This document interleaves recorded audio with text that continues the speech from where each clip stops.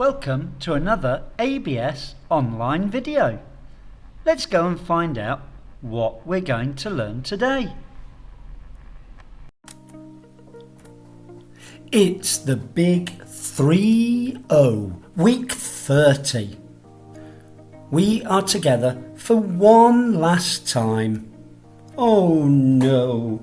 Well, it is a little bit sad, but no sad times. We have looked at so much and done a great job. Yes we have. Many things, many fun things, I think. It's been very sporty. We started cold and then got wet. Winter sports and water sports. They were all a bit unusual. So we didn't talk about skiing and swimming. No, they were important skills to have, but we looked at sports that were quite different. Well, biathlon, that was the first one, such a long time ago. We started with the biathlon. Bi means two, so we had to look at two sports. We can use bi as a prefix in other things. Bicycle. That's two wheels, isn't it? So bi is a prefix that means two. Here, biathlon. So, how does it work? Two sports. The two sports were skiing and shooting. Okay, now when we say skiing, it was not just straight down a hill going as fast as you can. No, this was cross-country skiing, where you ski along land that is mostly flat, sometimes even a little bit uphill. That's really difficult. And actually, you ski a total of 20 kilometers and shoot 4 times. So, you ski, then you shoot, then you ski, then you shoot, and again and again. It's really difficult because after skiing, your heart is beating so fast. And then you have to shoot. That's difficult. It was a tough sport to start with. Then we jumped.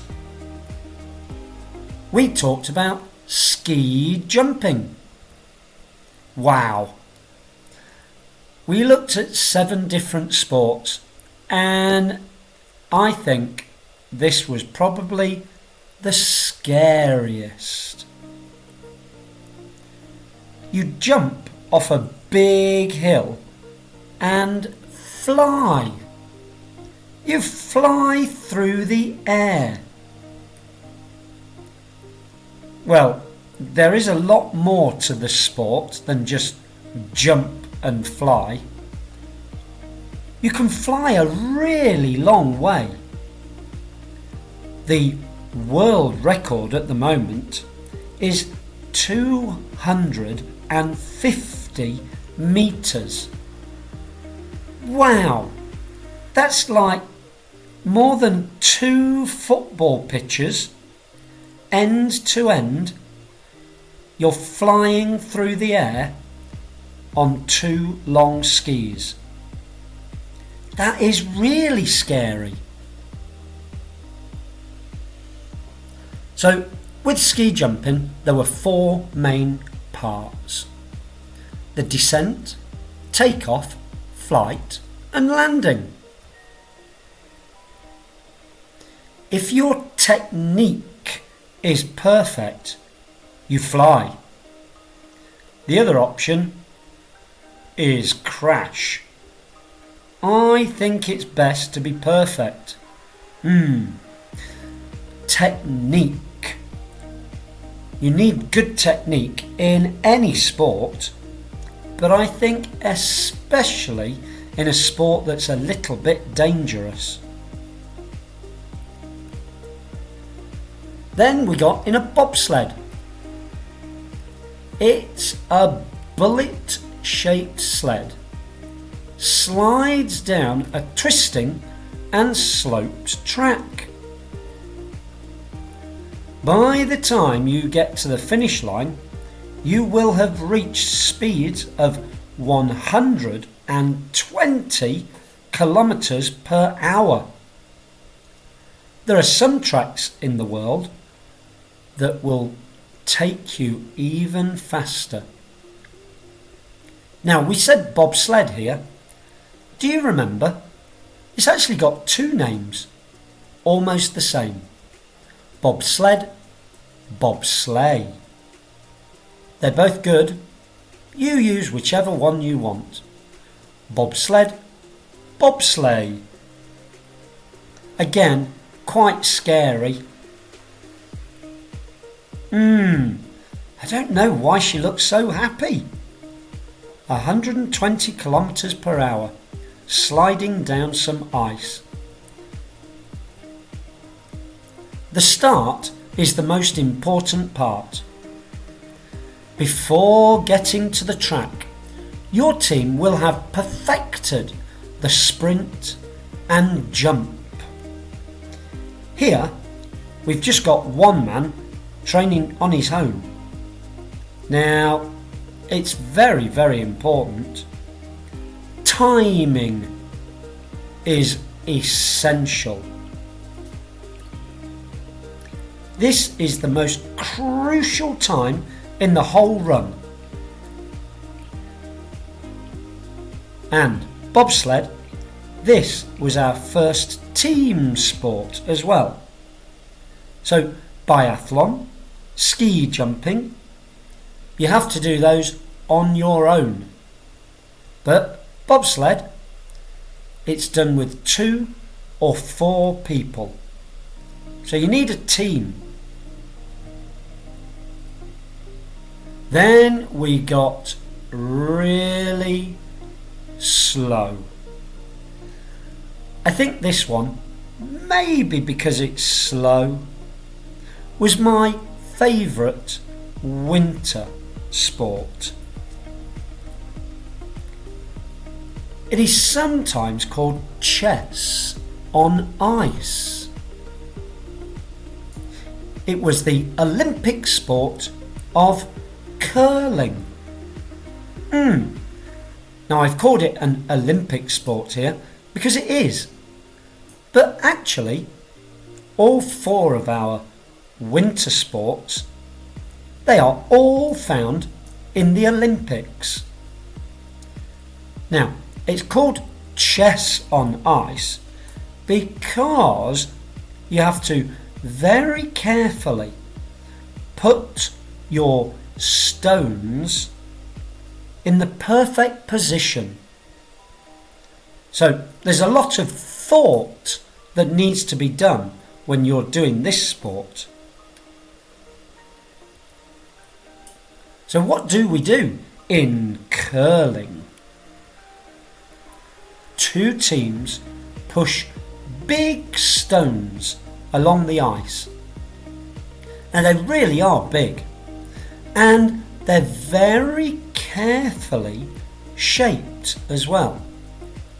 So you can't just use any old stone like we've got here. Each team has to get closest to a round target. So you push the stone to get to a target. Too hard? No good. Too soft? No good. Left? Right? Nope. So, that's why the position of the stone is so important. It sounds easy. Well, it's all about a controlled slide. Now that is not a controlled slide, is it? He's just having a lot of fun. Both direction and speed have to be perfect. Well, they just have to be better than the other team. So if the other team's really good, you have to be really, really good. And then into the water. We left the cold winter sports behind. Which winter sport would you like to try? Now, let's get in the water. We started with synchronized diving. Wow! It was certainly beautiful. Synchronized means at the same time. So you needed a partner. 2 people have to do the same dive at exactly the same time. That's very difficult. If you do the perfect dive, but your friend is just a little bit late, no, it's got to be together. That is what synchronized means. It was so graceful. Graceful's a good word. We can use it to mean beautiful movement. By working with a partner, you will become one unit. This was the most beautiful sport we looked at. I think it really was. And that word, graceful, I think that's the best word to describe synchronized diving. Then it got tough. We stayed in the water. We stayed in the pool. Then we looked at what some people call the toughest Olympic sport. You're my word. Okay, now I'm going to say straight away, that is not a picture of me. Okay, so I think if I'm honest, I'm not the toughest person. It was the team sport of water polo. It's great to watch, but are you tough enough to get in the pool and try and play water polo? Why is it so tough? You have to fight to get the ball, then get the ball up towards the goal. Now when we say fight, you're not really allowed to fight in the water. No, that would be very bad. You have to work hardest. All the time you are treading water. You have to be super strong. Treading water means when you're just moving your legs to stay in the same place in the water, It's very difficult to do it just for a couple of minutes. But to do it for a whole game, that's why you need to be super strong. So, water polo, you need to be really tough. But our final sport, we were on the water this time, not in it. We went rowing. This is certainly my favourite. The basic technique was easy to learn.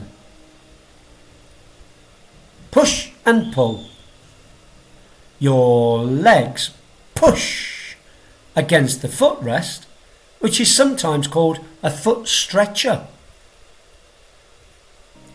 Your whole upper body pulls the oar when it's in the water. So we push and we pull. Now, let's look forward to grammar. That's what we did. We looked at the future tense. Yes, far into the future.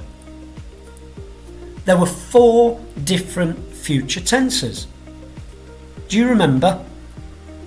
4, yes. Well, do you remember? Will. That's the future. So we used will each time. That's right. But what were the 4 tenses? We started with the easy one. It was future simple. It's even got an easy name. This is just will plus a base verb. That's right. He will train for many hours. Will train. Just the base verb. I will eat very soon. Will eat. He will compete in December. Will compete. We usually use this if we're quite sure that something is going to happen. Next came future progressive. We can also call it future continuous. This tense is used for an action in the future that will continue for some time. It's continuous. But it hasn't started yet. We used will be, then the verb with ing. Okay. And we used this when we talked about ski jumping. It looked so scary. Don't worry. We will be learning slowly to make sure we get things right. Will be learning. There we go, just like you with English. Will be, and then the verb plus ing. Future progressive. Then came future perfect. Okay, so each week we sort of added a little bit more. This time we talked about a time in the future, and at that time we will be looking at something we have finished. Oh, that's a bit confusing. Let's use a timeline. So here we are. This is now. And sometime in the future, the action finishes. and the time we are talking about. That is when the sentence is. Okay? So, let's read the top again. We talked about a time in the future. Okay, that's the end of our timeline. And at that time, we will be looking at something we have finished. Okay, it's always best to look at examples. So let's think about that. This is how we form the sentence. When will have past participle. So that needs some more explanation and examples. So let's make a sentence. Before next Friday, you will have eaten enough fruit.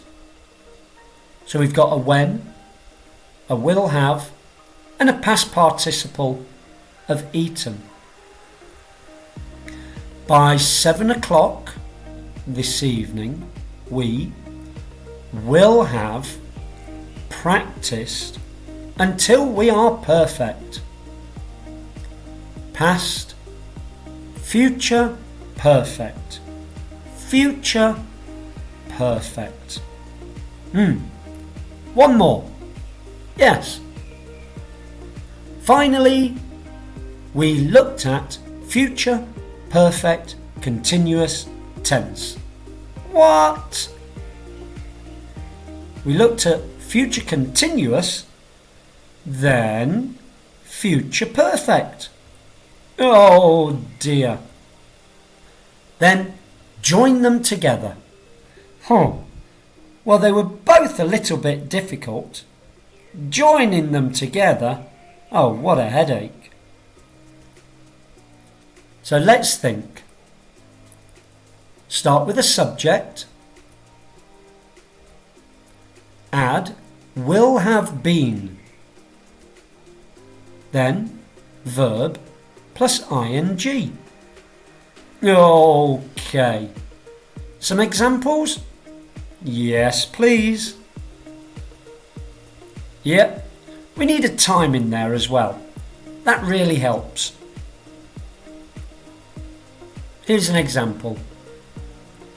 By 2025, I will have been living in Thailand for 20 years. I will have been living. I will have been living. We got a subject, I, will have been, and then the verb plus ing, living. Okay. So no more verb tenses. We use the word either. But how do you say either?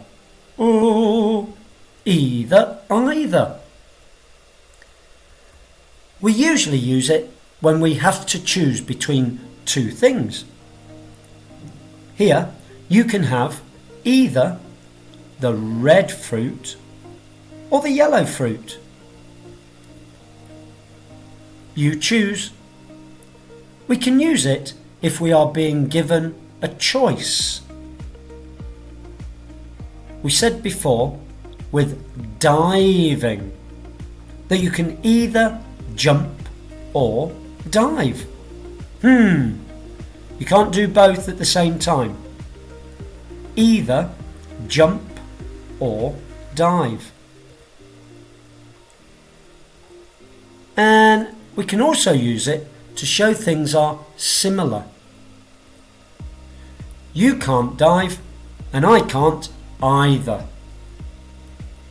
Okay. Then we used the opposite word. It was nearly opposite. We used the word neither. Or is it neither? Neither is used with two things again. The difference is that you can't do either of them. It's a no and a no. So look at this example. Can you punch? No. Can you scratch? No. We use that in water polo. You can neither punch nor scratch in water polo. We're saying no and no. So, last week, it was the most fun. Alliteration. Alliteration is when we write a sentence and try to use the same letter or sound for many of the words. What? No, it was easy and it was fun. A brave bee bit a bear on the bottom. Wow, a very brave bee. So how did we use it? Get fully fit for our final fun sport. Yes, it was rowing. Powerfully push and pull to propel the participants along the course. It's even fun to read it. Alliteration. It's great. You can use alliteration. Wow, we are finally at the end. That was busy. Well, you're happy. You have been amazing. Thank you, thank you, thank you. Yep. Now, you have still got lots to do. You can never really stop learning English, can you? I don't think I've finished learning English. So, for you, it's the next step. Thank you for joining us, and I hope we see you again sometime in the future. Bye. Thank you for watching our video today.